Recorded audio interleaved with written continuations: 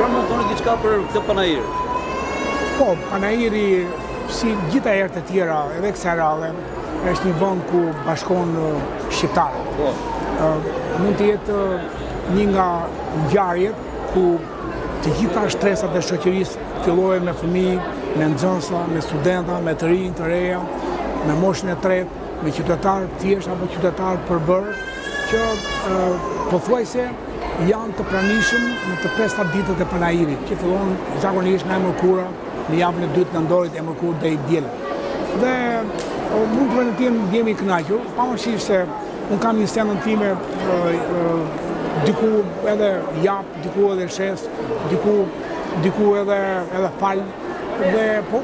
e shoh në këmbën e përgjithshme, është një vend shumë i bekuar. Panajiri i librit mund të jetë një nga ngjarjet më të ndritura, bile mund të jetë gati sa një festë kombëtare, ku qoftë një festë bashkohen shqiptarët një ditë, një orë, 2 orë, tu bashkohen 4-5 ditë. Dhe besoj që nuk ka vdekur fryma e librit, pavarësisht se njerëzit merren me çete, merren me atë drejtë, do të thoja unë, kjo që quhet, por nuk ka vdekur. Dëshira për të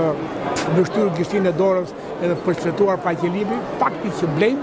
nuk ka vdekur këtë dëshirë. Kështu që e bekoj këtë popull, fjalë më të mira për të popull, shumë herë më mirë se sa vendet të tjera, me sa kam qenë ca panajire, shumë herë më mirë panajiri në Tiranë, është festë mbarkombëtare, sepse fakti që vinë nga gjitha skajet e shqiptarisë, diku Maqedoni apo Malzi apo Kosovë, tregon që ka vlerë mbarkombëtare. Po futem në prizën personal, unë kam stendën time, ku kam jo vetëm libra të mjedisor, libra shkencor, libra gjeologjik, libra publicistik, po kam edhe libra që lidhen me historinë e popullit shqiptar, që lidhen me kulturën e popullit shqiptar, lidhen me gjuhësinë e popullit shqiptar, dhe nuk janë pak. Janë mbi 75 botime,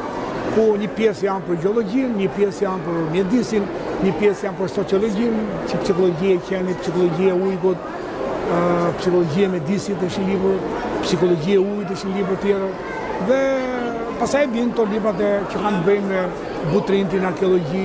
murin e Demës, gjuha shqipe, gjuha natyrës, cilët jemi ne shqiptarët, shqip dhe anglisht, për shprehjet e urta, për gjuhën shqipe shqiptarët, ka 100 shprehje të tjerëve për ne, që unë i kam sistemuar dhe në gjuhën origjinal anglisht, po edhe në gjuhën shqipe. Pastaj vijnë libra që kanë të bëjnë gjuha shqipe